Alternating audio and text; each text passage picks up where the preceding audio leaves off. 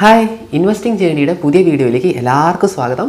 നമ്മൾ ഇന്ന് ഡിസ്കസ് ചെയ്യാൻ പോകുന്നത് AWFIS ഓഫീസ് എന്ന് പറയുന്ന കമ്പനിയെ കുറിച്ചിട്ടാണ്. അപ്പോൾ ഓഫീസ് എന്ന് പറയുന്ന കമ്പനി നമ്മുടെ BSEയിലും NSEയിലും ലിസ്റ്റഡ് ആയിട്ടുള്ള ഒരു കമ്പനിയാണ്.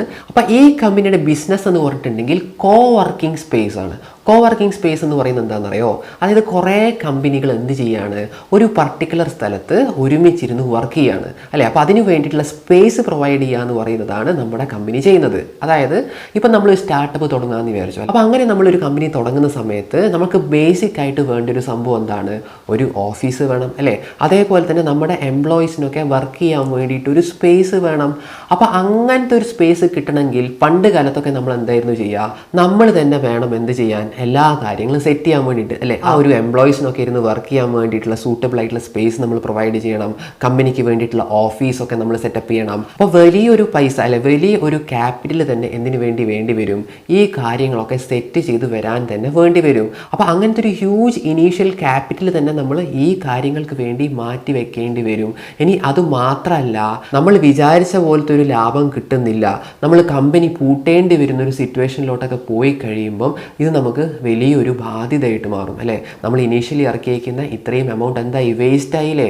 അപ്പോൾ അങ്ങനെ വരുന്ന സമയത്ത് എല്ലാ ആൾക്കാരും ചിന്തിക്കുന്ന ഒരു സംഭവമാണ് കോ വർക്കിംഗ് സ്പേസ് അല്ലേ. കോ വർക്കിംഗ് സ്പേസ് ആണെങ്കിൽ നമ്മൾ എന്ത് ചെയ്താൽ മതി? ഒരു 2 വർഷത്തേക്കോ അല്ലെങ്കിൽ ഒരു 3 വർഷത്തേക്കൊക്കെ നമ്മൾ എന്ത് ചെയ്യും? റെൻറ്റിന് വേണ്ടിയിട്ട് നമ്മൾ ഉദ്ദേശിക്കുന്ന സ്പേസ് എടുക്കും അല്ലേ. എത്ര എംപ്ലോയീസ് ആണോ വർക്ക് ചെയ്യുന്നത്, ആ എംപ്ലോയീസിനൊക്കെ സുഖമായിട്ട് വർക്ക് ചെയ്യാൻ പാകത്തിലുള്ളൊരു സ്പേസ് നമ്മൾ റെൻറ്റിന് വേണ്ടിയിട്ട് എടുക്കും. അപ്പോൾ അങ്ങനെ റെൻറ്റ് ചെയ്യുന്ന കമ്പനിയാണ് ആക്ച്വലി നമ്മുടെ AWFIS അല്ലെങ്കിൽ ഓഫീസ്. കുറേ അധികം ഗുണങ്ങളുണ്ട്. അതിൽ ഏറ്റവും വലിയ ഗുണം ഞാൻ ഓൾറെഡി പറഞ്ഞു കഴിഞ്ഞു, നമുക്ക് എപ്പം വേണമെങ്കിലും പരിപാടി നിർത്തി പോകാൻ വേണ്ടി പറ്റും. അതാണ് ഏറ്റവും വലിയ അഡ്വാൻറ്റേജ്. ഇനി രണ്ടാമത്തെ ഒരു ഗുണം എന്താണെന്ന് പറഞ്ഞിട്ടുണ്ടെങ്കിൽ നമ്മളൊന്നും അറിയേണ്ട കാര്യമില്ല അല്ലേ. ഇവിടെ വർക്ക് ചെയ്യാൻ വരുന്ന എംപ്ലോയീസോ അല്ലെങ്കിൽ ആ ഒരു കമ്പനിയോ ഒരു കാര്യവും അറിയേണ്ട കാര്യമില്ല. എല്ലാ കാര്യങ്ങളും ആര് സെറ്റ് ചെയ്തോളും? ഈ ഓഫീസ് പോലുള്ള കമ്പനികൾ സെറ്റ് ചെയ്ത് കൊടുത്തോളും. ഇപ്പം നമുക്ക് ഇലക്ട്രിസിറ്റിയുടെ എന്തെങ്കിലും പ്രശ്നം വരുവാണ്, അല്ലെങ്കിൽ പ്ലംബിംഗ് റിലേറ്റഡ് ആയിട്ടോ അങ്ങനത്തെ എന്ത് പ്രശ്നം വരുവാണെങ്കിലും ആ കാര്യങ്ങളെല്ലാം ആര് റെഡി ആയിക്കോളും? ഈ പറയുന്ന കോ വർക്കിംഗ് സ്പേസ് കമ്പനി തന്നെ കാര്യങ്ങളൊക്കെ നോക്കിക്കോളും. പിന്നെ ഇപ്പം നമുക്ക് പെട്ടെന്ന് ഇപ്പം അടുത്ത മാസം മുതൽ കുറച്ച് കൂടുതൽ ആൾക്കാർ വരുന്നുണ്ട് അല്ലേ. ഒരു 30 എംപ്ലോയീസ് കൂടുതലായിട്ട് വരുന്നുണ്ട്. അവർക്കുള്ള സ്പേസും കൂടെ വേണമെന്ന് പറഞ്ഞിട്ടുണ്ടെങ്കിൽ ഈ പറയുന്ന കമ്പനി എന്ത് ചെയ്തോളും? അതിന് വേണ്ടിയിട്ടുള്ള അറേഞ്ച്മെൻറ്റ്സ് എല്ലാം ചെയ്തോളും. പക്ഷെ ഒരു കാര്യമുണ്ട്, ഒരു മാസം മുന്നേ പറയണം. ഒരു മാസം മുന്നേ പറയുവാണെങ്കിൽ അവർക്ക് വേണ്ട എല്ലാ സൗകര്യങ്ങളും ഇവർ സെറ്റ് ചെയ്ത് കൊടുത്തോളും. അങ്ങനെയാണ് കമ്പനിയുടെ ഒരു പോളിസി. അപ്പം ആദ്യം നമ്മൾ എന്ത് ചെയ്തു? ചെറിയൊരു ടീമുമായിട്ടാണ് വന്നിരിക്കുന്നത്. കുറച്ച് കഴിയുമ്പോഴാണ് നമുക്ക് മനസ്സിലായത് നമ്മൾ വിചാരിച്ച പോലെ മുന്നോട്ട് തന്നെയാണ് നമ്മുടെ ബിസിനസ് പോയിക്കൊണ്ടിരിക്കുന്നത്.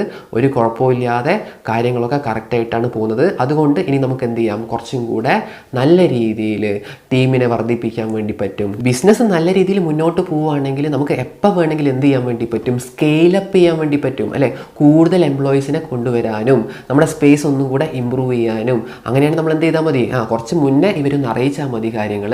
ഒരു മാസം മുന്നേ പറഞ്ഞു കഴിഞ്ഞിട്ടുണ്ടെങ്കിൽ ഇവർ അവർക്ക് വേണ്ടിയിട്ടുള്ള പുതിയ ആൾക്കാർക്ക് വേണ്ടിയിട്ടുള്ള സെറ്റപ്പൊക്കെ ഇവർ ചെയ്തു കൊടുത്തോളും. അപ്പം നമ്മൾ ചുരുക്കം പറഞ്ഞാൽ, അല്ലെങ്കിൽ ഒരു കമ്പനി ഓണറിനെ സംബന്ധിച്ചിടത്തോളം അവർക്ക് ഇങ്ങനെയുള്ള കാര്യങ്ങളൊന്നും ചിന്തിച്ച് അവരുടെ വിലപ്പെട്ട സമയം പോക്കേണ്ട കാര്യമില്ല. അതെല്ലാം ആര് ചെയ്തോളും? ഇതേപോലുള്ള ഓഫീസ് പോലുള്ള കമ്പനികൾ ചെയ്തുകൊള്ളും. ഇനി സ്റ്റോക്ക് മാർക്കറ്റിൻ്റെ കണ്ണിലൂടെ നമ്മൾ നോക്കിക്കഴിഞ്ഞിട്ടുണ്ടെങ്കിൽ നമ്മൾ ഇൻവെസ്റ്റേഴ്സിന് ഏത് രീതിയിലാണ് ഈ കമ്പനി വരുന്നതെന്ന് ചോദിച്ചു കഴിഞ്ഞിട്ടുണ്ടെങ്കിൽ ഈ ഒരു സെക്ടർ ആക്ച്വലി പുതുതായിട്ട് എമേർജ് ചെയ്ത് വന്നേക്കുന്ന ഒരു സെക്ടറാണ്. ഇത്രയും കാലം ഇങ്ങനത്തെ ഒരു സെക്ടർ ഉണ്ടായിരുന്നില്ല നമ്മുടെ ലിസ്റ്റഡ് കമ്പനീസിൽ. ഇപ്പം തന്നെ നമ്മൾ നോക്കിക്കഴിഞ്ഞിട്ടുണ്ടെങ്കിൽ വെറും 5 കമ്പനികൾ മാത്രമേ ഉള്ളൂ. അതിൽ ഏറ്റവും മുന്നിട്ട് നിൽക്കുന്ന 2 കമ്പനി, ഒന്ന് വന്നിട്ട് നമ്മുടെ AWFIS, 2 വന്നിട്ട് EFC ലിമിറ്റഡ്. രണ്ടും നല്ല കമ്പനികളാണ്. രണ്ടും നല്ല രീതിയിലുള്ള ഗ്രോത്തും കാര്യങ്ങളൊക്കെ കൊണ്ടുവരുന്നുണ്ട്. പിന്നെ വന്നിട്ട് നമ്മുടെ ഇൻഡിക്യൂബ് വന്നിട്ടുണ്ട്, സ്മാർട്ട് വർക്ക്സ് വന്നിട്ടുണ്ട്. അങ്ങനെ കുറച്ച് കമ്പനികൾ മാത്രമേ, ഒരു 5 കമ്പനികൾ മാത്രമേ ലിസ്റ്റഡ് സ്പേസിലുള്ളൂ. നമ്മൾ മൊത്തം ഈ ഒരു എൻ്റയർ സെക്ടർ നമ്മൾ എടുത്തു കഴിഞ്ഞിട്ടുണ്ടെങ്കിലും നല്ല രീതിയിലുള്ള ടെയിൽവിൻസും കാര്യങ്ങളൊക്കെ ആയിട്ട് മുന്നോട്ട് പോയിക്കൊണ്ടിരിക്കുകയാണ്. ഏറ്റവും എനിക്ക് ഇതിൽ ഇമ്പോർട്ടൻ്റ് ആയിട്ട് തോന്നിയിരിക്കുന്നത് ഇവരുടെ ഓപ്പറേറ്റിംഗ് ലിവറേജ് ആണ്. നല്ല രീതിയിലുള്ള ഓപ്പറേറ്റിംഗ് ലിവറേജ് ആണ് ഈ കമ്പനികളെല്ലാം തന്നെ കൊണ്ടുവരുന്നത്. എസ്പെഷ്യലി ഞാൻ പറഞ്ഞേക്ക് 2 കമ്പനികൾ കേട്ടോ, EFCയും അതുപോലെ തന്നെ AWFISഉം. പക്ഷേ എനിക്ക് ഒന്നും കൂടെ ഇഷ്ടമായിരിക്കുന്നത് AWFIS എസ് എന്ന് പറയുന്ന കമ്പനിയാണ് കേട്ടോ. കാരണം അത് കുറച്ചും കൂടെ വലിയ കമ്പനിയാണ്. അപ്പോൾ ഈ ഒരു സെക്ടറിൻ്റെ പ്രത്യേകത എന്ന് പറഞ്ഞിട്ടുണ്ടെങ്കിൽ വലിയ കമ്പനികൾക്കാണ് എപ്പോഴും കുറച്ചും കൂടെ പ്രാമുഖ്യം കിട്ടുക. ഇപ്പം പുറം രാജ്യത്തു നിന്ന് ഒരു കമ്പനി ഇന്ത്യയിലോട്ട് വരികയെന്ന് വിചാരിച്ചു അവരുടെ ബിസിനസ്സിന് വേണ്ടിയിട്ട്. അപ്പം അവർ ഏറ്റവും ഫസ്റ്റ് ശ്രദ്ധിക്കുന്നത് ഏതായിരിക്കും? ഏറ്റവും കൂടുതൽ സ്ഥലത്ത് പ്രസൻസ് ഉള്ള കമ്പനി ഏതാണ്, അതാണ് ഏറ്റവും ആദ്യമായിട്ട് നോക്കുക അല്ലേ. അപ്പോൾ ഏറ്റവും കൂടുതൽ സ്ഥലത്ത് പ്രസൻസ് ആയിട്ടുള്ള കമ്പനി എന്ന് പറയുന്നത് AWFIS ആണ്. അപ്പം അവർക്ക് എപ്പോഴും ഒരു അപ്പർ ഹാൻഡ് ഉണ്ടാവും. അപ്പം ഇങ്ങനെയുള്ള വലിയ വലിയ കമ്പനികളൊക്കെ ആദ്യം ചെല്ലുന്നത് AWFISൻ്റെ അടുത്തേക്കായിരിക്കും. ഇപ്പം ബാംഗ്ലൂർ എന്ന് പറയുന്ന സ്ഥലത്താണ് അവർ ആദ്യമായിട്ട് അവരുടെ ഓഫീസ് സെറ്റപ്പ് ചെയ്തതെന്ന് വിചാരിച്ചോ. കുറച്ച് കഴിയുമ്പോഴായിരിക്കും അവർക്ക് തോന്നുക അവർക്ക് ഡൽഹിയിൽ വേണം അല്ലെങ്കിൽ ഹൈദരാബാദിൽ വേണം. അങ്ങനെ തോന്നിക്കഴിയുമ്പം ഈ പറയുന്ന ഓഫീസുമായിട്ട് തന്നെ സംസാരിച്ച് കഴിഞ്ഞിട്ടുണ്ടെങ്കിൽ വളരെ ഫാസ്റ്റായിട്ട് തന്നെ അവരെന്ത് ചെയ്യും, ഈ പറയുന്ന സ്ഥലങ്ങളിലൊക്കെ ഈ ഓഫീസ് സെറ്റപ്പ് റെഡി ആയി കൊടുക്കും. അങ്ങനെ കുറേ അധികം ഗുണങ്ങൾ ഓൾറെഡി നല്ല രീതിയിൽ എസ്റ്റാബ്ലിഷ്ഡ് ആയിട്ടുള്ള കമ്പനികൾക്ക് ഈ സെക്ടറിൽ കിട്ടുന്നുണ്ട്. അപ്പം നമ്മുടെ ഈ ഒരു സെക്ടർ ഇപ്പോഴും നല്ല രീതിയിൽ വളർന്നുകൊണ്ടിരിക്കുന്ന ഒരു സെക്ടറാണ്. എല്ലാ സ്ഥലത്തും എത്തിക്കഴിഞ്ഞിട്ടില്ല. ഇനിയും കുറേ അധികം സ്ഥലത്തേക്ക് ഇതിൻ്റെ ഒരു റീച്ച് എത്തേണ്ടതായിട്ടുണ്ട്. അപ്പം അതുകൊണ്ടാണ് ഞാൻ പറയുന്നത് ഈ സെക്ടറിൽ ഇനിയും ഇഷ്ടം പോലെ സ്കോപ്പ് ഉണ്ട്. കുറേ സ്ഥലത്തേക്ക് ഇനിയും ഈ പറയുന്ന കമ്പനികളൊക്കെ വ്യാപിക്കേണ്ടതായിട്ടുണ്ട്. അപ്പോൾ ഏത് കമ്പനി എടുത്തു കഴിഞ്ഞാലും ഈ സെക്ടറിൽ ഏത് കമ്പനി എടുത്തു കഴിഞ്ഞാലും എല്ലാ കമ്പനികളും ഒരേ സ്വരത്തിൽ പറയുന്നത് 2028 അല്ലെങ്കിൽ 2029 വരെ അവർക്ക് നല്ല രീതിയിലുള്ള സ്കോപ്പ് മുന്നോട്ടേക്ക് കാണാൻ വേണ്ടിയിട്ടുണ്ട് എന്നുള്ളതാണ്. മൊത്തം ഇൻഡസ്ട്രി നമ്മൾ നോക്കിക്കഴിഞ്ഞിട്ടുണ്ടെങ്കിൽ 600 ബില്യൺ രൂപയുടെ കച്ചവടം 2027 ആകുമ്പോഴത്തേക്ക് കൊണ്ടുവരും. അതുപോലെ തന്നെ 5 മുതൽ 7 വർഷത്തിൻ്റെ ഇടയിൽ 5 മുതൽ 7 വർഷം കൊണ്ട് CAGR വന്നിട്ട് 20 മുതൽ 25% പറയുന്നത്. അപ്പോൾ നമ്മുടെ AWFIS എന്ന് പറയുന്ന കമ്പനീനെ പറ്റി മാത്രം ഇനി നമുക്ക് ഡിസ്കസ് ചെയ്യാം. അപ്പോൾ AWFIS എന്ന് പറയുന്ന കമ്പനിക്ക് കുറേ അധികം സെഗ്മെൻറ്റ്സ് ഉണ്ട്. ഗോൾഡ് ഉണ്ട്, അതുപോലെ തന്നെ എലൈറ്റ് ഉണ്ട്, സ്റ്റാൻഡേർഡ് ഉണ്ട്. അതിൽ ഗോൾഡ് എന്ന് പറഞ്ഞിട്ടുണ്ടെങ്കിൽ പ്രീമിയം സെഗ്മെൻ്റ് ആണ്. പിന്നെ എലൈറ്റ് എന്ന് പറഞ്ഞിട്ടുണ്ടെങ്കിൽ GCC എന്ന് പറയുന്നത് ഗ്ലോബൽ കാപ്പബിലിറ്റി സെൻറ്റർ. ഇതിൽ മെയിനായിട്ടും അവർ എയിം ചെയ്യുന്നത് പുറത്തുനിന്ന് വരുന്ന കമ്പനികളാണ്. മൾട്ടിനാഷണൽ കമ്പനീസിനൊക്കെ കൊടുക്കുന്ന സ്പേസ് അതാണ് മെയിൻലി GCCയിൽ വരുന്നത്. അത് വന്നിട്ട് എലൈറ്റ് സെക്ഷനിലാണ് വരുന്നത്. അത് മെയിനായിട്ടും ബാംഗ്ലൂർ, ഹൈദരാബാദ്, പൂനെ ഈ 3 സ്ഥലങ്ങളിലുമാണ് ഇപ്പം മെയിനായിട്ടുള്ളത്. ബാക്കിയുള്ള സ്ഥലത്തോട്ടും അവരെന്ത് ചെയ്യാൻ വേണ്ടി പോവാണ്, പുതിയ എലൈറ്റ് സെൻറ്റേഴ്സ് തുടങ്ങാൻ വേണ്ടി പോവാണ്. അപ്പം ഈ Q1 റിസൾട്ട് എടുത്ത് നോക്കിക്കഴിഞ്ഞാലും കോവർക്കിംഗ് സ്പേസിൽ നിന്നാണ് ഇവർക്ക് ഏറ്റവും കൂടുതൽ വരുമാനം കിട്ടുന്നത്. ഈ പ്രാവശ്യം ഏകദേശം 83%, ടോട്ടൽ വരുമാനത്തിൻ്റെ 83% വന്നിരിക്കുന്നത് കോവർക്കിംഗ് സ്പേസിൽ നിന്ന് തന്നെയാണ്. ബാക്കിയുള്ള 17% അലൈഡ് സർവീസസ്. അലൈഡ് സർവീസസ് എന്ന് പറഞ്ഞിട്ട് കുറേ അധികം കാര്യങ്ങൾ ഇവർ ചെയ്യുന്നുണ്ട് കേട്ടോ. നമുക്ക് എന്തായാലും ഓരോന്നായിട്ട് നോക്കാം. അപ്പോൾ ആദ്യം തന്നെ നമുക്ക് food and beverages cafeteria services എന്താ നോക്കാം. ഇവിടെ വർക്ക് ചെയ്യുന്നത് നമുക്കറിയാം കുറേ അധികം കമ്പനിയിലത്തെ ആൾക്കാർ ഇവിടെ വർക്ക് ചെയ്യുന്നുണ്ട്. അപ്പോൾ ഇങ്ങനെയുള്ള എംപ്ലോയീസിനൊക്കെ വേണ്ടിയിട്ട് ഇവരെന്ത് ചെയ്യും, ഫുഡും അതുപോലെ തന്നെ സ്നാക്സും ഒക്കെ പ്രൊവൈഡ് ചെയ്യും. ഇത് ഇവർ ഭാവിയിൽ പുറത്തുള്ള ആൾക്കാർക്കും കൊടുക്കാൻ വേണ്ടിയിട്ടുള്ളൊരു സെറ്റപ്പിലോട്ട് കൊണ്ടുവരണം എന്നാണ് പറയുന്നത്. ഇവരുടെ മറ്റൊരു സർവീസാണ് ഡിസൈൻ ആൻഡ് ബിൽഡ് എന്ന് പറയുന്ന ഈ ഒരു സെഗ്മെൻറ്റ്. ആക്ച്വലി പുതിയ കസ്റ്റമേഴ്സ് വരുന്ന സമയത്ത് ആ കസ്റ്റമേഴ്സ് ഉദ്ദേശിക്കുന്ന തരത്തിലുള്ള സംഭവങ്ങൾ ഇവരെന്ത് ചെയ്യും, ഇവർ ഡിജിറ്റലി ക്രിയേറ്റ് ചെയ്തിട്ട് അത് VR-ൻ്റെ സഹായത്തോടു കൂടെ, വെർച്വൽ റിയാലിറ്റിയുടെ സഹായത്തോടു കൂടെ ഇവർ കാണിച്ചു കൊടുക്കും ക്ലയൻറ്റിന്. അപ്പോൾ ക്ലയൻറ്റ് ഇത് കാണുമ്പം ഭയങ്കരമായിട്ട് ഇഷ്ടപ്പെടും. കാരണം അവർക്ക് എന്ത് ചെയ്യാൻ പറ്റുവാണ്, അവർ വിചാരിക്കുന്ന സാധനം നേരിട്ട് കാണാൻ വേണ്ടി പോവാണ്. അത് ആക്ച്വലി ഉണ്ടാക്കുന്നതിന് മുന്നേ എങ്ങനത്തെ സംഭവമാണ് ഇവർ ഉണ്ടാക്കാൻ വേണ്ടി ഉദ്ദേശിക്കുന്നത് എന്നുള്ളതിൻ്റെ ഒരു രൂപരേഖയാണ് ഇവരെന്ത് ചെയ്യുന്നത്. അല്ലെങ്കിൽ എങ്ങനെയാണോ ആ പണി കഴിഞ്ഞാൽ ഈ ഒരു സ്പേസ് ഉണ്ടാവുക, ആ സംഭവം ഇവർ നേരത്തെ തന്നെ വെർച്വൽ റിയാലിറ്റിയിലൂടെ ആ ഒരു ആൾക്കാർക്ക് കാണിച്ചു കൊടുക്കും, ആ ഒരു ക്ലയൻറ്റിന് കാണിച്ചു കൊടുക്കും. അങ്ങനെ കണ്ടു കഴിയുമ്പോൾ അവർക്ക് എന്ത് ചെയ്യും, അവർക്ക് ഇവരുടെ ആ ഒരു സംഭവം ഇഷ്ടപ്പെടുകയും ഇവരുമായിട്ട് കോൺട്രാക്റ്റിന് വേണ്ടി വരികയും ചെയ്യും. അതാണ് ഡിസൈൻ ആൻഡ് ബിൽഡ് എന്ന് പറയുന്ന ഈ ഒരു സെഗ്മെൻറ്റ് ചെയ്യുന്നത്. ഇനി അടുത്തതാണ് ട്രാൻസ്പോർട്ടേഷൻ സർവീസസ് ഇവർ നടത്തുന്നത് എക്കോസ് മൊബിലിറ്റി എന്ന് പറയുന്ന കമ്പനിയുടെ സഹായത്തോട് കൂടിയിട്ടാണ്. ഇവർ എക്കോസ് മൊബിലിറ്റി ആയിട്ട് എന്ത് ചെയ്തിട്ടുണ്ട്, ടൈപ്പ് ചെയ്തിട്ടുണ്ട്. എക്കോസ് മൊബിലിറ്റി നിങ്ങൾക്ക് അറിയുന്നുണ്ടാവും, നമ്മുടെ NSCയിലും അതുപോലെ തന്നെ BSCയിലൊക്കെ ലിസ്റ്റഡ് ആയിട്ടുള്ള ഒരു കമ്പനിയാണ് എക്കോസ് മൊബിലിറ്റി. അവരുടെ മെയിൻ ആയിട്ടുള്ള പരിപാടി എന്ന് പറയുന്നത് എന്താണെന്ന് അറിയോ, എംപ്ലോയീസിനെ അവരുടെ വീട്ടിൽ നിന്നും പിക്ക് ചെയ്തിട്ട് കമ്പനിയിലെത്തിക്കും, എന്നിട്ട് കമ്പനിയിൽ നിന്ന് തിരിച്ചെടുത്തിട്ട് വീട്ടിലേക്കും ആക്കും. അപ്പോൾ ഇങ്ങനത്തെ ഒരു സർവീസ് മെയിനായിട്ടും ലേഡീസിനൊക്കെ ഭയങ്കരമായിട്ട് ഇഷ്ടപ്പെടുന്ന ഒരു കാര്യമാണ് അല്ലേ. കാരണം ഈ എക്കോസ് മൊബിലിറ്റി എന്ന് പറയുമ്പം അവർ ഹയർ ചെയ്യുന്ന ഡ്രൈവേഴ്സ് എന്ന് പറഞ്ഞിട്ടുണ്ടെങ്കിൽ അത്രയും പ്രൊഫഷണൽ ആയിട്ടുള്ള ആൾക്കാരാണ്. അതുപോലെ തന്നെ ഒരു തരത്തിലുള്ള ക്രിമിനൽ ബാക്ക്ഗ്രൗണ്ടും ഇല്ലാത്ത ആൾക്കാരെ മാത്രമേ ഈ ഒരു കമ്പനി ഹയർ ചെയ്യുന്നുള്ളൂ അവരുടെ ഈ ഒരു മൊബിലിറ്റി സർവീസസിന് വേണ്ടിയിട്ട്. അപ്പോൾ അങ്ങനത്തെ ഒരു എന്താ പറയുക അത്രയും ട്രസ്റ്റഡ് ആയിട്ടുള്ള ഒരു കമ്പനിയാണ് എക്കോസ് മൊബിലിറ്റി. അപ്പോൾ അങ്ങനെയാവുന്ന സമയത്ത് നമ്മുടെ ഈ ഒരു എംപ്ലോയറിന് ഒരു തലവേദനയും ഉണ്ടാവില്ല. കാരണം എംപ്ലോയീസൊക്കെ എന്ത് ചെയ്യും, സുഖമായിട്ട് അവരുടെ വീട്ടിലേക്ക് പോവുകയും വീട്ടിൽ നിന്ന് തിരിച്ച് കമ്പനിയിലേക്ക് വരികയും ചെയ്യും. ഒരു ഡിസ്റ്റർബൻസും ഇല്ലാതെ തന്നെ അങ്ങോട്ട് ഇങ്ങോട്ട് യാത്ര ചെയ്യാൻ വേണ്ടി പറ്റും. അങ്ങനത്തെ ഒരു സപ്പോർട്ട് നമ്മുടെ AWFIs കൊടുക്കുന്നുണ്ട്. പിന്നെ basic IT services. Basic IT സർവീസസിൽ ഈ കമ്പനികൾക്ക് വേണ്ടതായിട്ടുള്ള IT സഹായങ്ങൾ, അതായത് കമ്പ്യൂട്ടറും കാര്യങ്ങളും എല്ലാ കാര്യങ്ങളും ഇവർ സെറ്റ് ചെയ്ത് വെച്ചിട്ടുണ്ട്. ചെറിയ ചെറിയ കമ്പനികൾക്കൊക്കെ ആണെങ്കിൽ എന്തായാലും ഈ ഒരു സർവീസ് വേണ്ടി വരും. കാരണം അവർക്ക് എന്ത് ചെയ്യേണ്ടി വരില്ല, സ്വന്തമായിട്ട് പൈസ മുടക്കി കമ്പ്യൂട്ടറും കാര്യങ്ങളും ഒന്നും സെറ്റപ്പ് ചെയ്യേണ്ട ആവശ്യമില്ല. ഈ പറയുന്ന AWFIs എല്ലാം സെറ്റ് ചെയ്ത് വെച്ചിട്ടുണ്ട്. അപ്പോൾ അതെന്ത് ചെയ്യാം, ഈ പറയുന്ന കമ്പനികൾക്കൊക്കെ, നമ്മുടെ AWFIസിൻ്റെ ഒപ്പം വർക്ക് ചെയ്യുന്ന കമ്പനികൾക്കൊക്കെ തന്നെ ഇവരുടെ ഈ ഒരു സർവീസ് എടുക്കാൻ വേണ്ടി പറ്റും. കുറേ കമ്പനികൾക്കൊന്നും ITയുടെ ആവശ്യം എല്ലാ ദിവസവും ഒന്നും ഉണ്ടാവില്ല, എപ്പോഴെങ്കിലുമൊക്കെ ഉണ്ടാവുള്ളൂ.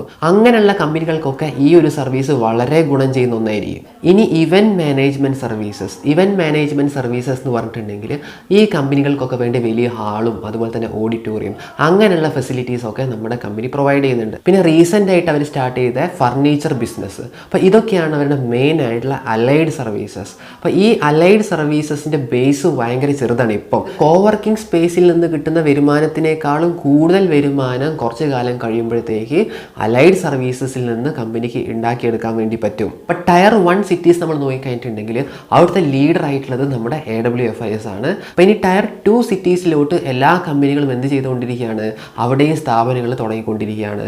AWFIസും എന്ത് ചെയ്യുന്നുണ്ട്, ടയർ 2ലോട്ട് നല്ല രീതിയിലുള്ള എക്സ്പോസർ കൊണ്ടുവരാൻ വേണ്ടി ശ്രമിച്ചുകൊണ്ടിരിക്കുകയാണ്.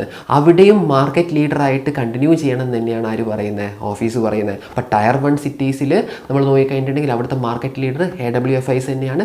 ടയർ 2 സിറ്റീസിലും ഓഫീസ് തന്നെ മാർക്കറ്റ് ലീഡർ ആവണം എന്നുള്ള രീതിയിലാണ് അവരിപ്പം എക്സ്പാൻഷൻ നടത്തിക്കൊണ്ടിരിക്കുന്നത്. അപ്പോൾ കമ്പനി നല്ല രീതിയിൽ പുതിയ സ്ഥലത്തോട്ട്, പുതിയ ജോഗ്രഫിയിലോട്ട് ഷിഫ്റ്റ് ചെയ്യാൻ വേണ്ടി ഉദ്ദേശിക്കുന്നുണ്ട്. അങ്ങനെ ഷിഫ്റ്റ് ചെയ്യാൻ വേണ്ടി ഉദ്ദേശിക്കുമ്പം കമ്പനി കുറച്ചധികം കാര്യങ്ങൾ ഇവിടെ നോട്ടീസ് ചെയ്യുന്നുണ്ട്, കുറച്ചധികം കാര്യങ്ങൾ ഇവർ നോക്കുന്നുണ്ട്. ഓൾറെഡി ഇവർക്കുള്ള ക്ലയൻസിന് ഈ പറയുന്ന പുതിയ സ്ഥലത്തോട്ട് താല്പര്യമുണ്ടെങ്കിൽ, കൂടുതൽ ക്ലയൻസിന് ഒരു പർട്ടിക്കുലർ സൈറ്റിലോട്ട് ഷിഫ്റ്റ് ചെയ്യണം എന്നുള്ള ആഗ്രഹം ഉണ്ടെങ്കിൽ ഇവർ ആദ്യം തന്നെ ആ സൈറ്റിലോട്ടേക്കാണ് പോവുക. ഒരു സ്ഥലത്തേക്ക് ഇവർ പോകുന്ന സമയത്ത് ആ സ്ഥലത്ത് മിനിമം 4 സെൻറ്റേഴ്സ് എങ്കിലും തുടങ്ങാനുള്ള സ്കോപ്പ് ഉണ്ടോ, അവിടെ അങ്ങനെ തുടങ്ങി കഴിഞ്ഞിട്ടുണ്ടെങ്കിൽ ആൾക്കാരെ കിട്ടാനുള്ള ചാൻസ് ഉണ്ടോ, ഇതാണ് അവർ രണ്ടാമതായിട്ട് നോക്കുന്നത്. അതെന്തിനു വേണ്ടിയിട്ടാണ് നോക്കുന്നതെന്ന് അറിയോ, ഓപ്പറേറ്റിംഗ് ലിവറേജ് വർദ്ധിപ്പിക്കാൻ വേണ്ടിയിട്ടാണ്. എന്തായാലും അവർക്ക് എന്ത് ചെയ്യണം, എംപ്ലോയീസിനെ അവിടെ നിയമിക്കണം. അപ്പോൾ ആ ഉള്ള എംപ്ലോയീസിനെ കൊണ്ട് തന്നെ ഈ 4 സെൻറ്റർ മോഡിപ്പിക്കാൻ വേണ്ടി പറ്റുമല്ലോ, അതാണ് അവരുടെ ട്രിക്ക്. അങ്ങനെ ചെയ്യുന്നത് കൊണ്ട് അവർക്ക് പ്രോഫിറ്റ് ഭയങ്കരമായിട്ട് വർദ്ധിപ്പിക്കാൻ വേണ്ടി പറ്റും അല്ലേ. കൂടുതലായിട്ട് എംപ്ലോയീസിനെ നിയമിക്കേണ്ട കാര്യമില്ല, ഉള്ള എംപ്ലോയീസിനെ മാക്സിമം ആയിട്ട് അവർക്ക് യൂട്ടിലൈസ് ചെയ്യാൻ വേണ്ടി പറ്റും. ടയർ 2 സിറ്റീസിൽ നല്ല രീതിയിൽ വ്യാപിക്കണം എന്നാണ് കമ്പനി പറയുന്നത്. ടയർ 2 സിറ്റീസിൽ ഒരു ഗുണം എന്താണെന്ന് പറഞ്ഞിട്ടുണ്ടെങ്കിൽ അവിടെ മൊത്തത്തിൽ കോസ്റ്റ് കുറവായിരിക്കും. അപ്പോൾ കോസ്റ്റ് കുറവാകുന്നതുകൊണ്ട് തന്നെ ഓഫീസിനും പിന്നെ ഓഫീസിൻ്റെ ഒപ്പം വർക്ക് ചെയ്യുന്ന ബാക്കിയുള്ള എല്ലാ കമ്പനികളും, അതായത് ഓഫീസ് സ്പേസ് കൊടുക്കുന്ന എല്ലാ കമ്പനികൾക്കും ഉപയോഗപ്പെടുന്ന കാര്യമാണ് ഈ കോസ്റ്റ് റിഡക്ഷൻ എന്ന് പറയുന്നത്. പക്ഷേ ടയർ 1 സിറ്റി നോക്കിക്കഴിഞ്ഞിട്ടുണ്ടെങ്കിൽ അവിടെ സൗകര്യങ്ങൾ ഭയങ്കര കൂടുതലാണ്, എല്ലാ കാര്യങ്ങളും ഭയങ്കര ആക്സസിബിൾ ആയിരിക്കും ടയർ 2 സിറ്റീസിനെ വെച്ച് കമ്പയർ ചെയ്യുമ്പോൾ. ഇനി കമ്പനിയുടെ ഗൈഡൻസ് നോക്കിയിട്ടുണ്ടെങ്കിൽ 30% സെയിൽസ് ഗ്രോത്ത് ആണ് കമ്പനി പറയുന്നത്. കഴിഞ്ഞ വർഷവും ഇവർ 30% സെയിൽസ് ഗ്രോത്ത് ആണ് പറഞ്ഞിട്ടുണ്ടായിരുന്നത്. പക്ഷേ അവർ എത്രയാണ് കൊണ്ടുവന്നതെന്ന് അറിയോ, 42% സെയിൽസ് ഗ്രോത്ത് ആണ് ടോട്ടൽ ഇയർ, കഴിഞ്ഞ ഫൈനാൻഷ്യൽ ഇയറിൽ അവർ കൊണ്ടുവന്നത്. ഈ Q1 എടുത്ത് നോക്കിക്കഴിഞ്ഞാലും ഈ Q1 അവർ കൊണ്ടുവന്നേക്കുന്നത് 30% സെയിൽസ് ഗ്രോത്ത് ആണ്. എത്രയാണോ അവർ പറഞ്ഞേക്കുന്നത് ആ പറഞ്ഞേക്കുന്ന 30% തന്നെയാണ് ഈ പ്രാവശ്യത്തെ Q1 അവർ കൊണ്ടുവന്നേക്കുന്നത്. പക്ഷേ അതിൽ നിങ്ങൾ മനസ്സിലാക്കേണ്ട കാര്യം, അവരുടെ മെയിനായിട്ടും അവരുടെ സെയിൽസ് നടക്കുന്നത് Q3ലും Q4ലുമാണ്. Q1 അവർ ഏറ്റവും മോശമായിട്ട് ഇതുവരെയുള്ള എല്ലാ വർഷങ്ങളിലും പെർഫോം ചെയ്തേക്കുന്നത്. അപ്പോൾ അത് വലിയ പ്രശ്നമുള്ള കാര്യമില്ല, കാരണം ഇനി വരാൻ പോകുന്ന ക്വാർട്ടേഴ്സിൽ എന്തായാലും 30% കൂടുതൽ തന്നെ അവർ പെർഫോം ചെയ്യും. അങ്ങനെ കൊണ്ടുവന്ന് കേട്ടിട്ടുണ്ടെങ്കിൽ അവർ പറഞ്ഞേക്കുന്ന, അവർ പ്രോമിസ് ചെയ്തേക്കുന്ന 30% കൂടുതൽ കിട്ടുന്നുള്ള കാര്യത്തിൽ ഒരു സംശയവുമില്ല. പിന്നെ ഇവിടെ നിങ്ങൾ ശ്രദ്ധിക്കേണ്ട കാര്യം, ഇനി വരാൻ വേണ്ടി പോകുന്ന ക്വാർട്ടർ, അത് Q2 എന്ന് പറയുന്ന ക്വാർട്ടർ നമ്മൾ നോക്കിയിട്ടുണ്ടെങ്കിൽ നമുക്ക് ചെറിയൊരു ഡിസപ്പോയിൻമെൻറ്റ് വരാൻ ചാൻസ് ഉണ്ട്. കാരണം എന്താണെന്ന് പറഞ്ഞിട്ടുണ്ടെങ്കിൽ കഴിഞ്ഞ Q2 നോക്കിക്കഴിഞ്ഞിട്ടുണ്ടെങ്കിൽ അവിടെ നിങ്ങൾക്ക് അതർ ഇൻകത്തിൽ ഒരു ജമ്പ് കാണാൻ വേണ്ടി പറ്റും. കുറച്ച് എക്സെപ്ഷണൽ ഐറ്റം കഴിഞ്ഞ വർഷം അവർ വിറ്റിട്ടുണ്ടായിരുന്നു. അത് കഴിഞ്ഞ വർഷം മാത്രമേ ഉള്ളൂ, അതിന് മുന്നത്തെ വർഷമോ ഈ വർഷമോ ഒന്നും ആ സംഭവം വിൽക്കാൻ വേണ്ടിയിട്ടില്ല, അത് ഓൾറെഡി വിറ്റ് കഴിഞ്ഞു. അപ്പോൾ അതിൻ്റെ ഒരു 24 കോടി രൂപ അതർ ഇൻകത്തിൽ കഴിഞ്ഞ സെപ്റ്റംബറിൽ, അതായത് കഴിഞ്ഞ Q2 അവർ കാണിച്ചിട്ടുണ്ടായിരുന്നു. ഈ പ്രാവശ്യത്തെ Q2 ആ ഒരു സംഭവം വരില്ല. അങ്ങനെ നോക്കിക്കഴിയുമ്പം അവരുടെ നെറ്റ് പ്രോഫിറ്റ് എന്തായിരിക്കും, ഈ പ്രാവശ്യം നെഗറ്റീവായിട്ടായിരിക്കും കാണിക്കുക. അങ്ങനെ കാണിക്കുമ്പോൾ എന്താ സംഭവിക്കുക, കുറേ ആൾക്കാർ ആൾക്കാർ അല്ലേ, കുറേ റീറ്റെയിലേഴ്സ് പേടിച്ച് വിൽക്കും. അങ്ങനെ വിറ്റ് കഴിയുമ്പം കമ്പനിയുടെ ഷെയർ പ്രൈസ് നല്ല രീതിയിൽ ഇടിയാനുള്ള ചാൻസ് ഞാൻ കാണുന്നുണ്ട്. അടുത്ത Q2യുടെ റിസൾട്ട് എങ്ങനെയാണ് വരുന്നത് നമുക്കറിയില്ല. പക്ഷേ ഒരു കാര്യമുണ്ട്, Q2യുടെ റിസൾട്ട് എന്തായാലും നല്ലതായിരിക്കും, സെയിൽസ് ഗ്രോത്ത് ഒക്കെ നല്ല രീതിയിൽ ഉണ്ടാവും. ഈ ഒരു അതർ ഐറ്റം എന്ന് പറയുന്ന സംഭവം ഇല്ലാത്തത് കൊണ്ട് നമ്മുടെ പ്രോഫിറ്റ് ആഫ്റ്റർ ടാക്സ് നമ്മൾ നോക്കിക്കഴിയുമ്പം നെഗറ്റീവ് ആവാനാണ് ചാൻസസ് കൂടുതലായിട്ടുള്ളത്. അങ്ങനെ വന്നു കഴിയുമ്പോൾ എന്തായാലും കുറേ ആൾക്കാർ പാനിക്കായിട്ട് വിൽക്കും. അങ്ങനെ വിൽക്കുമ്പം ഷെയർ പ്രൈസ് നല്ല രീതിയിൽ താഴത്തേക്ക് പോകും. ഇതൊരു ബൈ ഓർ സെൽ റെക്കമെൻഡേഷൻ ഒന്നുമല്ല, ജസ്റ്റ് എഡ്യൂക്കേഷണൽ പർപ്പസിന് വേണ്ടി മാത്രമാണ് ഞാൻ വീഡിയോ ചെയ്യുന്നത്. നിങ്ങൾക്ക് ഇങ്ങനെയുള്ള കാര്യങ്ങളൊക്കെ നിങ്ങൾക്ക് എന്ത് ചെയ്യാം, നിങ്ങളുടെ ഫൈനാൻഷ്യൽ അഡ്വൈസറുമായിട്ട് ഡിസ്കസ് ചെയ്തിട്ട് മാത്രം ചെയ്താൽ മതി. പ്രൈസ് ടു സെയിൽസ് നമ്മൾ നോക്കിക്കഴിഞ്ഞിട്ടുണ്ടെങ്കിൽ ഭയങ്കര ഓവർ പ്രൈസ്ഡ് ആയിട്ടൊന്നും എനിക്ക് തോന്നുന്നില്ല. കാരണം ഇത്രയും നല്ല രീതിയിൽ പെർഫോം ചെയ്യുന്ന ഈ ഒരു സെക്ടർ, ഞാൻ പറഞ്ഞു ഈ ഒരു സെക്ടർ മുന്നേ ഷെയർ മാർക്കറ്റിൽ ലിസ്റ്റ് ചെയ്തിട്ടില്ല. കുറച്ച് കമ്പനികൾ, ആകെ 5 കമ്പനികൾ മാത്രമേ ഉള്ളൂ. ഈ 5 കമ്പനികളും ഈയിടെ ആയിട്ടാണ് വന്നേക്കുന്നത്. അപ്പോൾ അതുകൊണ്ട് ഈ സെക്ടറിന് എത്രത്തോളം PE കൊടുക്കാന്നുള്ള കാര്യമൊന്നും നമ്മുടെ മാർക്കറ്റിന് അറിയില്ല. അപ്പോൾ അതുകൊണ്ട് തന്നെ ഇവിടുത്തെ PE റേഷ്യോ വന്നിട്ട് 80യുടെ അടുത്ത് വരുന്നുണ്ട്, 80യുടെ മുകളിൽ വരുന്നുണ്ട്. അതിൻ്റെ റീസൺ എന്താണെന്ന് ചോദിച്ചു കഴിഞ്ഞിട്ടുണ്ടെങ്കിൽ ജസ്റ്റ് ആ ഒരു ലോസിൽ നിന്നൊക്കെ റിക്കവർ ആയിട്ട് പ്രോഫിറ്റിലോട്ട് വന്നുകൊണ്ടിരിക്കുകയാണ്. അപ്പോൾ അതുകൊണ്ടാണ് PE റേഷ്യോ ഇത്രയും കൂടുതലായിട്ട് കാണുന്നത്. അത് വലിയ പ്രശ്നമുള്ള കാര്യമായിട്ട് എനിക്ക് തോന്നുന്നില്ല. ഇനി പ്രൈസ് ടു സെയിൽസ് ആണെങ്കിൽ ഭയങ്കര കൂടുതലായിട്ടും തോന്നുന്നില്ല. എന്തായാലും നമ്മൾ ഫോർവേഡ് PE ഒക്കെ നോക്കിക്കഴിയുമ്പോൾ അടുത്ത വർഷമൊക്കെ ആകുമ്പോഴത്തേക്ക് കമ്പനി ഇതേ രീതിയിൽ തന്നെ നല്ല രീതിയിൽ മുന്നോട്ടേക്ക് പോവുകയാണെങ്കിൽ, അല്ലെ ഇപ്പോൾ പോയിക്കൊണ്ടിരിക്കുന്നത് പോലെ തന്നെ മുന്നോട്ടേക്ക് പോവുകയാണെങ്കിൽ തീർച്ചയായിട്ടും നല്ല രീതിയിലുള്ളൊരു റിട്ടേൺസ് ഷെയർ ഹോൾഡേഴ്സിന് തരും എന്നുള്ള കാര്യത്തിൽ ഒരു സംശയവും ഇല്ല കേട്ടോ, ഇതേപോലെ തന്നെ പോവുകയാണെങ്കിൽ. ഇനി മാർജിൻ്റെ കാര്യത്തിലാണെങ്കിൽ മാർജിൻ നല്ല രീതിയിൽ എക്സ്പാൻഡ് ചെയ്യുന്നുണ്ട്. അപ്പം മാർജിൻ്റെ കേസിലും അക്കൗണ്ടിങ് ടേംസിലൊക്കെ കുറച്ച് വ്യത്യാസം വന്നിട്ടുണ്ട്. നമ്മുടെ ഗവൺമെൻറ് പുതിയ രീതിയിലുള്ള റൂൾസൊക്കെ കൊണ്ടുവന്നുകൊണ്ട് അക്കൗണ്ടിങ് ടേംസിലൊക്കെ കുറച്ച് വ്യത്യാസം വന്നുള്ളത് കൊണ്ട് ചെറിയ രീതിയിലുള്ളൊരു വ്യത്യാസം ഈ ഒരു എന്താ പറയുക, ഈ ഒരു മാർജിൻസിൽ നമുക്ക് തോന്നും. പക്ഷേ ആക്ച്വലി മാർജിൻസിൽ നല്ല രീതിയിലുള്ള ഇമ്പ്രൂവ്മെൻ്റ് ആണ് വന്നിരിക്കുന്നത്.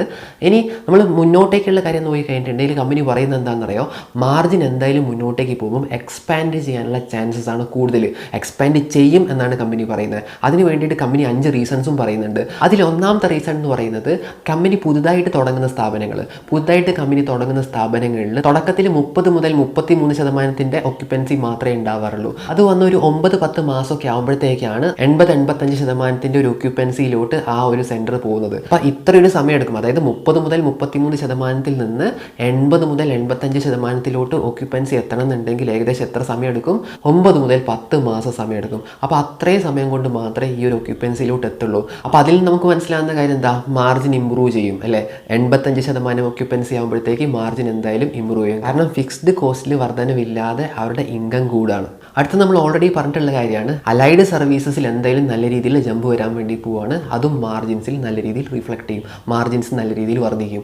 മൂന്നാമത്തെ കാര്യം എന്ന് പറയുന്നത് പ്രീമിയമൈസേഷൻ. ഞാൻ നേരത്തെ പറഞ്ഞിട്ടുണ്ടായിരുന്നു, അവരുടെ എലൈറ്റ് അതുപോലെ തന്നെ ഗോൾഡ് സെഗ്മെൻറ്റ്സ് ഇതിൽ കൂടുതലായിട്ട് അവർ ഫോക്കസ് ചെയ്യാൻ വേണ്ടി പോവാണ്. അപ്പോൾ ഇതിൽ കൂടുതൽ ക്ലയൻസ് വരുന്നതിനനുസരിച്ച് അവർക്ക് എന്ത് ചെയ്യാൻ വേണ്ടി പറ്റും, കൂടുതൽ പൈസ ചാർജ് ചെയ്യാൻ വേണ്ടി പറ്റും. ഈ എലൈറ്റ് അതുപോലെ തന്നെ ഗോൾഡ് സെഗ്മെൻറ്റ്സിൽ അവർ മെയിനായിട്ടും അവർ എയിം ചെയ്യുന്നത് ഇൻ്റർനാഷണൽ ആയിട്ടുള്ള GCC കസ്റ്റമേഴ്സും ഇന്ത്യയിൽ തന്നെയുള്ള വലിയ കമ്പനികൾ, അങ്ങനെയുള്ള വലിയ ഭീമന്മാരായിട്ടുള്ള ആൾക്കാരെയാണ് ഇവർ ഈ ഒരു ഗോൾഡ് അതുപോലെ തന്നെ എലൈറ്റ് സെഗ്മെൻറ്റിൽ ഇവർ ഉദ്ദേശിക്കുന്നത്. പിന്നെ ഇവർ പുതിയ ജോഗ്രഫിയിലോട്ട് എക്സ്പാൻഡ് ചെയ്തുകൊണ്ടിരിക്കുക. ആ എക്സ്പാൻഷൻ നടക്കുന്നുണ്ടെങ്കിലും ഇവർക്ക് കുറച്ച് കോസ്റ്റ് ഇവർക്ക് ഫിക്സ്ഡ് ആയിട്ട് വരുന്നുണ്ട്. ഇവരുടെ കോർപ്പറേറ്റ് ഓവർഹെഡ്, അതായത് ഇവരുടെ കുറേ അധികം ഇപ്പം അഡ്വർടൈസ്മെൻറ്റ് അതുപോലെ തന്നെ പുതിയ ക്ലയൻറ്റിനെ പിടിക്കാൻ വേണ്ടിയിട്ടുള്ള എംപ്ലോയീസും കാര്യങ്ങളും അതൊരിക്കലും വർദ്ധിക്കുന്നില്ല അല്ലേ. IT സെക്ടർ അതുപോലെ തന്നെ ഫിനാൻസ് സെക്ടർ, മാർക്കറ്റിംഗ് സെക്ടർ ഇതിലൊന്നും കൂടുതലായിട്ട് എംപ്ലോയീസിനെ ഹയർ ചെയ്യേണ്ടി വരുന്നില്ല. അപ്പോൾ അങ്ങനെ ഒരു കോർ ടീം അന്നും ഇന്നും ഇനിയിപ്പം കൂടിക്കഴിഞ്ഞാലും ഭയങ്കരമായിട്ടുള്ളൊരു വ്യത്യാസം, ഒരു ഡ്രാസ്റ്റിക് ആയിട്ടുള്ളൊരു ചേഞ്ച് ഒന്നും സംഭവിക്കുന്നില്ല. ചെറിയ രീതിയിൽ കുറച്ചൊക്കെ ആൾക്കാർ കൂടുന്നുണ്ടെങ്കിലും മൊത്തത്തിൽ അവർ എക്സ്പാൻഡ് ചെയ്യുന്ന ആ ഒരു എന്താ പറയുക, ആ ഒരു റേറ്റ് വെച്ച് നോക്കുമ്പം ഇതിൻ്റെ എക്സ്പെൻസ് വളരെ നെഗ്ലിജിബിൾ ആണ്. അപ്പം കോർപ്പറേറ്റ് ഓവർഹെഡ് എക്സ്പെൻസസ് ഈ എക്സ്പാൻഷൻ അനുസരിച്ച് വർദ്ധിക്കുന്നില്ല എന്നുള്ളതും അവരുടെ ആ ഒരു എന്താ പറയുക മാർജിൻ കൂട്ടാൻ വേണ്ടി അവരെ സഹായിക്കും. പിന്നെ ഓരോ വർഷം കഴിയുമ്പോഴും ഇവരെന്ത് ചെയ്യുന്നുണ്ട്, ഇവരുടെ റൂം റെൻറ്റ് വർദ്ധിപ്പിക്കുന്നുണ്ട്. വലിയ കമ്പനികൾക്ക് 3 മുതൽ 5% വർധനവും ചെറിയ കമ്പനികൾക്ക് 5 മുതൽ 7% വർദ്ധിപ്പിക്കുന്നത്. അപ്പോൾ ഇത്രയും കാര്യങ്ങളിൽ നിന്ന് നമുക്ക് എന്ത് മനസ്സിലാക്കാം, മുന്നോട്ടേക്ക് പോകും തോറും അവരുടെ മാർജിനിൽ നല്ല രീതിയിൽ ഒരു ഇമ്പ്രൂവ്മെൻറ്റ് ഉണ്ടാവുമെന്ന് മനസ്സിലാക്കാം. ആദ്യത്തെ 2 ക്വാർട്ടർ, അതായത് Q1ലും Q2ലും ഇവർ പുതിയ ക്ലയൻസിനെ കൊണ്ടുവരികയാണ് ചെയ്യുക. Q3യിലും Q4ലുമാണ് ഇവർ എന്ത് ചെയ്യുന്നത്, എക്സ്പാൻഷൻ നടത്തുന്നത്. അതായത് സീറ്റ് അഡീഷൻസ് ഒക്കെ നടത്തുന്നത് Q3യിലും Q4ലുമാണ്. അപ്പോൾ കഴിഞ്ഞ വർഷം തന്നെ ഈ വർഷത്തേക്കുള്ള 11,000 സീറ്റ്സ് ഓൾറെഡി അവർ സൈൻ ചെയ്തിട്ടുണ്ടായിരുന്നു. ഈ Q1 അവർ 15,000 സീറ്റ്സിന്റെ ഡീല് സൈൻ ചെയ്തിട്ടുണ്ട്. അപ്പോൾ ഏകദേശം 35% ഒരു ജമ്പ് ഉണ്ട് കേട്ടോ കഴിഞ്ഞ വർഷത്തെ വെച്ച് കാൽക്കുലേറ്റ് ചെയ്യുമ്പോൾ. ഇനി കമ്പനി പറയുന്നത് 9 പുതിയ GCC കസ്റ്റമേഴ്സിന് അവർക്ക് കിട്ടിയിട്ടുണ്ട്. അവർ ആദ്യമായിട്ടാണ് ഇന്ത്യയിലോട്ട് വരുന്നത്. ഇന്ത്യയിലോട്ട് ആദ്യമായിട്ട് അവർ ബിസിനസ് ചെയ്യാൻ വേണ്ടി വരുന്നത് ഓഫീസിനോടൊപ്പമാണ്. ഓഫീസിൻ്റെ ആ ഒരു സ്പേസ് യൂട്ടിലൈസ് ചെയ്തിട്ടാണ് അവർ മുന്നോട്ടേക്ക് പോകുന്നത്. അപ്പോൾ അത് വളരെ നല്ലൊരു കാര്യമാണ്. അത് പുറത്തുനിന്നുള്ള കമ്പനികളൊക്കെ നമ്മുടെ ഓഫീസിനെ നല്ല രീതിയിൽ വിശ്വസിച്ചിട്ടുണ്ട്. അവർ ഓഫീസിൻ്റെ സ്പേസ് യൂസ് ചെയ്തിട്ട് വർക്ക് ചെയ്യാൻ വേണ്ടിയിട്ട് അവർ റെഡിയാണ്. പിന്നെ എക്സിസ്റ്റിംഗ് ആയിട്ടുള്ള GCC മെമ്പേഴ്സ് അവരുടെ വേറെ സെൻറ്റേഴ്സിലോട്ട് വ്യാപിക്കാൻ വേണ്ടിയിട്ടുള്ള ഒരു ഡീലും അവർ സൈൻ ചെയ്തിട്ടുണ്ട്. അപ്പോൾ ഇതൊക്കെ വളരെ നല്ല പോസിറ്റീവായിട്ടുള്ള കാര്യമാണ്. പുറത്തുനിന്ന് വരുന്ന കമ്പനികൾക്കൊക്കെ ഓഫീസിൻ്റെ സർവീസ് ഭയങ്കരമായിട്ട് ഇഷ്ടപ്പെട്ടിട്ടുണ്ട് എന്നുള്ളതാണ് ഇതിൻ്റെയൊക്കെ മീനിങ്. അവരുടെ മൊത്തം ക്ലയൻസിൻ്റെ 41% എന്ത് ചെയ്തിട്ടുണ്ട്, മൾട്ടിപ്പിൾ സെൻറ്റേഴ്സ് ഓപ്റ്റ് ചെയ്തിട്ടുണ്ട്. മൾട്ടിപ്പിൾ സെൻറ്റേഴ്സിൽ അവരുടെ പ്രസൻസ് ഉണ്ട്. ബാക്കിയുള്ള പ്ലേയേഴ്സുമായിട്ടുള്ള കോമ്പറ്റീഷനെ പറ്റി ചോദിച്ച സമയത്ത് കമ്പനി പറഞ്ഞിരിക്കുന്നത് ബാക്കിയുള്ള പ്ലേയേഴ്സിനെ വെച്ച് കമ്പയർ ചെയ്യുമ്പം ഓഫീസിൻ്റെ ആ ഒരു പ്രസൻസ് ഭയങ്കര കൂടുതലാണ്. ബാക്കിയുള്ള കമ്പനിനേക്കാളും വലിയ കമ്പനി എന്ന് പറയുന്ന ഓഫീസാണ്. അതുപോലെ തന്നെ അവർ പ്രൊവൈഡ് ചെയ്യുന്ന സ്പേസും ഭയങ്കര സ്പേഷ്യസ് ആയിട്ടുള്ള സ്പേസ് ആണ്. അതുപോലെ തന്നെ കമ്പനിക്ക് എന്ത് ചെയ്യാൻ വേണ്ടി പറ്റും, കൂടുതൽ സീറ്റ്സ് ഒക്കെ ആഡ് ചെയ്യാനും പറ്റും. അപ്പോൾ അതൊക്കെ ഭയങ്കരമായിട്ടുള്ള പോസിറ്റീവായിട്ടുള്ള കാര്യമാണ്. പിന്നെ ഏത് ടൈപ്പ് കമ്പനി വന്നാലും അവരൊക്കെ കാറ്റർ ചെയ്യാൻ വേണ്ടിയിട്ടുള്ള ഒരു സ്കില്ല് നമ്മുടെ കമ്പനിക്ക് ഉണ്ട്. അതിനുള്ള കഴിവും അതിനുള്ള സെറ്റപ്പ് ഒക്കെ കമ്പനിക്ക് ഭയങ്കരമായിട്ടുണ്ട് ബാക്കിയുള്ള പ്ലേയേഴ്സിനെ വെച്ച് കമ്പയർ ചെയ്യുമ്പോൾ. ഇനി കമ്പനി 67% MA ആണ്. MA എന്ന് പറഞ്ഞിട്ടുണ്ടെങ്കിൽ മാനേജ്ഡ് അഗ്രഗേഷൻ. മാനേജ്ഡ് അഗ്രഗേഷൻ എന്ന് പറഞ്ഞിട്ടുണ്ടെങ്കിൽ ലാൻഡ് ലോഡാണ് എന്ത് ചെയ്യുന്നത്, ക്യാപെക്സും കാര്യങ്ങളൊക്കെ ചെയ്യുന്നത്. ആ ലാൻഡ് ലോഡ് തന്നെ എന്ത് ചെയ്യും, അവർക്ക് വേണ്ട ക്യാപെക്സും കാര്യങ്ങളൊക്കെ നടത്തി കൊടുക്കും. ഇനി രണ്ടാമത്തെ മെത്തേഡ് എന്ന് പറയുന്നത്, ഇപ്പം ഞാൻ പറഞ്ഞു 67% എന്ത്, ഈ പറയുന്ന മാനേജ്ഡ് അഗ്രഗേഷൻ. ബാക്കിയുള്ളത് എന്താണ്, സ്ട്രേറ്റ് ലീസ്. സ്ട്രേറ്റ് ലീസ് എന്ന് പറയുന്നത് കമ്പനി ഡയറക്റ്റായിട്ട് തന്നെ ലീസിനെടുക്കും. ലീസിനെടുത്തിട്ട് അവരവരുടെ ബിൽഡിങ്ങും കാര്യങ്ങളൊക്കെ കിട്ടും. അപ്പം കൂടുതലും കമ്പനിക്കുള്ളത് എന്താണ്, മാനേജ്ഡ് അഗ്രഗേഷനാണ്. ലാൻഡ് ലോഡാണ് എല്ലാ ചിലവും വഹിക്കുന്നത്. ക്യാപെക്സും കാര്യങ്ങളൊക്കെ നടത്തുന്ന ആരാണ്, ലാൻഡ് ലോഡാണ്. ഇനി ക്യാപെക്സ് ഒക്കെ നടത്തി കഴിഞ്ഞാലും കമ്പനിക്ക് ക്ലയൻസ് വന്നിട്ടുണ്ടെങ്കിൽ മാത്രം എന്ത് ചെയ്താൽ മതി, ഈ ലാൻഡ് ലോഡിന് വേണ്ട ആ ഒരു പേയ്മെൻറ്റ് കമ്പനി നടത്തിയാൽ മതി. അത്രയും കാലം കമ്പനിക്ക് എന്ത് ചെയ്യേണ്ടി വരുന്നില്ല, ലാൻഡ് ലോഡിന് പൈസ കൊടുക്കേണ്ടി വരുന്നില്ല. അപ്പം വളരെ അസറ്റ് ലൈറ്റ് ആയിട്ടുള്ള ഒരു സെറ്റപ്പാണ് നമ്മുടെ ഓഫീസിനുള്ളത്. പിന്നെ എല്ലാവർക്കും ഇവിടെ വരുന്നൊരു സംശയം, നമ്മുടെ IT സെക്ടർ ഇപ്പം ഭയങ്കരമായിട്ട് മോശം പെർഫോമൻസ് നടത്തിക്കൊണ്ടിരിക്കുകയാണ്. ഓഫീസിൻ്റെ മെയിൻ കസ്റ്റമേഴ്സിൽ വരുന്ന ആൾക്കാരാണ് IT സെഗ്മെൻറ്റ്. IT സെഗ്മെൻറ്റിലുള്ള ഇപ്പോഴത്തെ ആ ഒരു ഡൾനെസ് നമ്മുടെ കമ്പനീനെ ബാധിക്കുമോ എന്ന് ചോദിച്ചു കഴിഞ്ഞിട്ടുണ്ടെങ്കിൽ കാര്യമായിട്ട് ബാധിക്കില്ല എന്നാണ് കമ്പനി പറയുന്നത്. കാരണം വളരെ ചെറിയൊരു പെർസെൻറ്റേജ് ആൾക്കാർക്ക് മാത്രമേ ഇങ്ങനത്തെ ഒരു പ്രശ്നം വരുന്നുള്ളൂ. അതായത് നമ്മുടെ കമ്പനി, നമ്മുടെ ഓഫീസ് കാറ്റർ ചെയ്യുന്ന IT കമ്പനികളിൽ നോക്കിക്കഴിഞ്ഞിട്ടുണ്ടെങ്കിൽ വളരെ ചെറിയ ശതമാനം ആൾക്കാർക്ക് മാത്രമേ പ്രശ്നമുള്ളൂ. ബാക്കിയുള്ള കമ്പനികൾക്കൊന്നും കുഴപ്പമില്ല. അതുകൊണ്ട് കാര്യമായിട്ട് ഈ ഒരു സെക്ടറിലുള്ള പ്രശ്നം കമ്പനീനെ ബാധിക്കില്ല എന്നാണ് കമ്പനി പറയുന്നത്. അപ്പോൾ ഇന്ന് നമ്മൾ എടുത്തേക്കുന്ന ഈ ഒരു വീഡിയോനെ കുറിച്ച്, ഈ ഒരു ടോപ്പിക്കിനെ കുറിച്ച് നിങ്ങൾക്ക് എന്തെങ്കിലും ഡൗട്ട് ഉണ്ടെങ്കിൽ നിങ്ങൾ തീർച്ചയായിട്ടും കമൻറ്റ് ചെയ്യുക. അതുപോലെ തന്നെ വീഡിയോ ഇഷ്ടമായിട്ടുണ്ടെങ്കിൽ തീർച്ചയായിട്ടും ലൈക്ക് ചെയ്യണം. അടുത്ത വീഡിയോ ആയിട്ട് നമുക്ക് വീണ്ടും കാണാം. ബൈ.